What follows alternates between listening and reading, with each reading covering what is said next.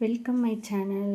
இப்போ நம்ம எங்கே போக போகிறோம் அப்படின்னு பார்த்தீங்கன்னா, பொள்ளாச்சியில் பக்கத்தில் இருக்கக்கூடிய குருமபாளையம் அப்படிங்கிற கிராமத்தில் இருக்கக்கூடிய மிக பழமை வாய்ந்த மிகச்சிறிய ஒரு சிவன் கோயிலுக்கு தாங்க நம்ம போக போகிறோம். அந்த கோயிலில் 5/11/25 அன்னாபிஷேகம் எவ்வளோ சிறப்பாக சூப்பராக நடந்துச்சு அப்படிங்கிறத நீங்களும் அந்த சாமியை கண்டு தரிசனம் பண்ணிக்கோங்க.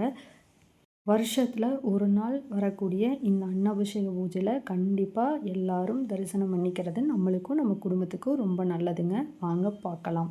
இந்த கோயில் பார்த்திங்கன்னா ரொம்ப அமைதியாக ஒரு ஆற்றுக்கு பக்கத்தில் இருக்குங்க.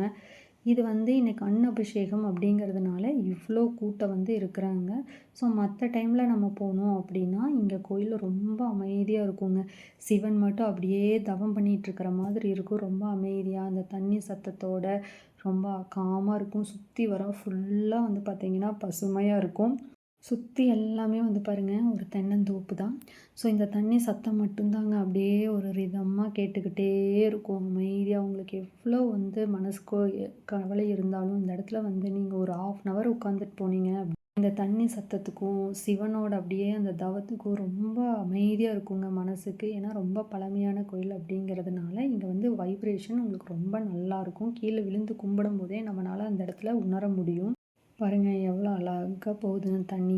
அப்படியே ஒரு 20 minutes அப்படியே நின்று பார்த்துக்கிட்டே இருக்கலாம் போல் இருந்துச்சு. ஆனால் வெயில் ரொம்ப அடிக்கிறதுனால சரின்னு டைம் ஆயிடுச்சுன்னு நம்ம கிளம்பிட்டோம். ஸோ வாங்க அப்படியே கோயிலுக்குள்ளே போய் இன்றைக்கி பூஜைகளை எல்லாம் நம்ம பார்க்கலாம். பட் சாமியை ஃபோட்டோ எடுக்க வேண்டாம் அப்படிங்கிறத அவங்க மென்ஷன் பண்ணின காரணத்தால் நம்ம சுற்றி இருக்கிற கோயிலில் மற்றதெல்லாம் எப்படி இருக்குதுன்னு பார்க்கலாம். பாருங்கள் எப்படி அழகாக இருக்குதுன்னு. சரி வாங்க அப்படியே நம்ம கோயிலுக்குள்ளே போகலாம். பாருங்கள் எப்படி இருக்குதுன்னு கோயில் எப்படி இருக்குன்னு பாருங்கள். அப்படியே ரொம்ப அமைதியாக. ரெண்டாவது பார்த்திங்கன்னா பூஜை ஆரம்பித்தாச்சு. ஸோ எல்லோரும் பார்த்திங்கன்னா கிட்டத்தட்ட அபிஷேகம் பூஜை ஆரம்பிக்கிறதுக்கு 1 மணி நேரம் முன்னாடி இருந்தே நிறையா நம்ம பஜனைகள் அதெல்லாமே பாட ஆரம்பிச்சிட்டோம். பூஜை காலையில் 7:30 8 o'clockலேருந்தே ஸ்டார்ட் பண்ணிட்டாங்க. ஆனால் நம்மளால் பார்த்திங்க அப்படின்னா அந்த டைம் பூஜையில் கலந்துக்க முடியல. நம்ம 11:30 அந்த டைமுக்கு தான் பூஜைக்கு வந்தோம். ஸோ அதுக்கு முன்னாடியே பார்த்திங்கன்னா சாமிக்கு அந்த அன்னம் எல்லாமே அலங்காரம் பண்ணிட்டாங்க. அதுக்கப்புறம் ஊஞ்சல் சேவை பண்ணாங்க.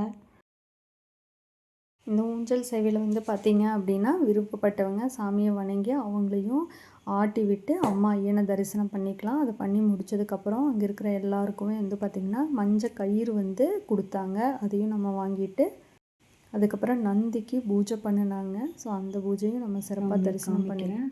சிவன் பாருங்கள், நந்தி பகவான் பாருங்கள். நந்தி நல்லா வணங்கிக்கோங்க. நந்தி வணங்கிட்டு அப்படியே நம்ம கோயில் சுற்ற ஸ்டார்ட் பண்ணணும் அப்படின்னா இந்த கோயிலோட பேர் என்ன அப்படின்னு பார்த்தீங்க அப்படின்னா ஸ்ரீ அமலேஸ்வரர் அப்படின்னு சொல்லுவாங்க. மும்மூர்த்திகளும் இங்கே ஒன்றா இருக்கிற மாதிரி இந்த கோயில் ஒரு ஐதீகம்.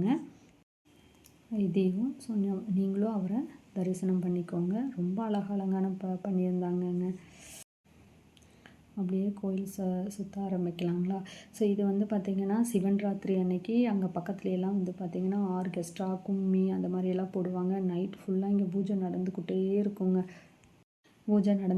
இருக்கும்.